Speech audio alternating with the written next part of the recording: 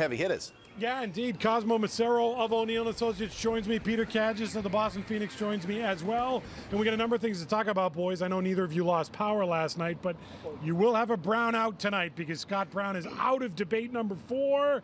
Said he's got to worry about Hurricane Sandy and the ramifications. You're rolling your eyes already, Cosmo. Look, I like Scott Brown. I think he's been good for the U.S. Senate. He's good for Massachusetts to send to the Senate. But come on, show up for the debate.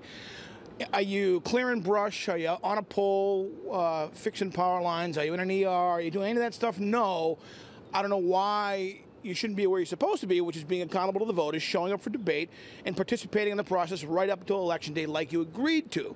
So if you're not going to show, then I think you're not doing your responsibility under these circumstances. Wow, harsh there. Peter, you agreeing with that, or is he doing constituent services down there on the South Coast? Oh, it's a lot of baloney. I think that Scott Brown shares one thing in common with Barack Obama, hating these debates.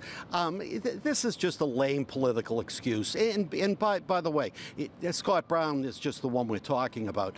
I mean, it's political grandstanding. Although I must say, as a voter, I'm somewhat relieved because I don't think there'll be anything new that's said during the debate.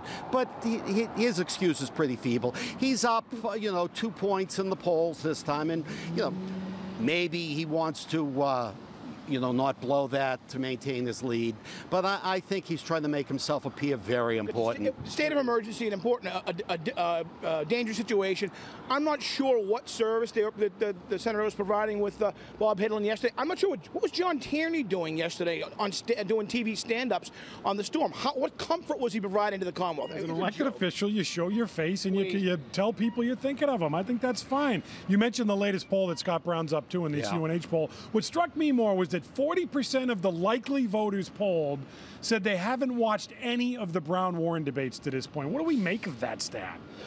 Speaking of not doing your duty, I find that remarkable. I think the debates, presidential, senatorial, whatever campaign, one of the most important things to make a decision, to understand the candidates, to see how they interact. I think it's critical, and I think you're not doing your job as a voter if you're not paying attention. Yeah, I agree with Cosmo.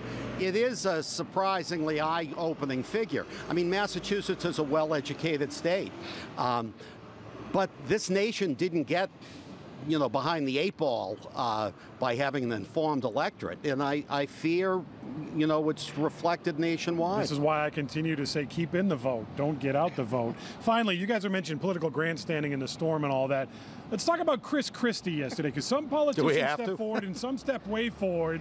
You saw him yesterday. You saw him ripping the governor or the mayor of Atlantic City. What did you make of his performance? It's a continuation. He's completely out of control. He's canceling Halloween.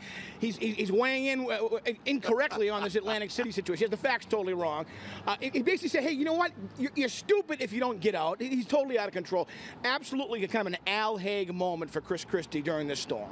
Well, it's an Al Haig moment. I don't know. I think Chris Christie's auditioning to replace Sarah Palin, his media favorite wingnut. He ought to take it down. Listen, 1978, Governor Michael Dukakis, he set the standard for how to behave in a true crisis. Calming influence, not pointing fingers. Cool, calm, collected.